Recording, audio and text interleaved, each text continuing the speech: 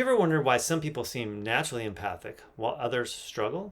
The answer might lie in how their brains are wired.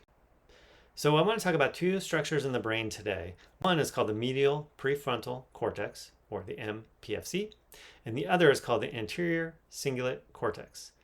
And these are the two key areas of the brain that are involved in empathy and emotional regulation. So they are two parts of the brain, but they work together to process emotions and to consider other people's perspectives.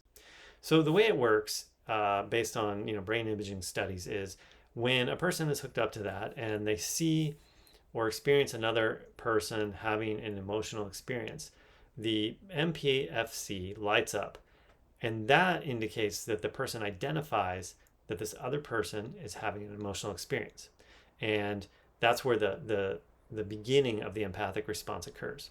Then there's a neural connections over to the ACC, and when that lights up, that's the part of the brain that allows us to naturally and sort of intuitively put ourselves in the other person's shoes. And not that you're feeling what they're feeling, but you are able to have a close facsimile of that, meaning you can imagine yourself in their shoes and you can imagine how you would feel in that. And that's how we get that empathic response. One area lights up, then the other area lights up, and then we can express that natural response. Now, what they found in studying narcissist brains is that there's reduced gray matter in actually both of these areas of the brain. So the gray matter is the nucleus, or the actual cells. So if you have more gray matter, you have more cells, and if you have less gray matter, you have less cells. So when they see less gray matter in these areas, that means there actually is a smaller amount of brain in those sections, or less neural cells. So, real simply put, the more gray matter you have in a certain part of the brain, the more active that area is. The less you have, the less active that is.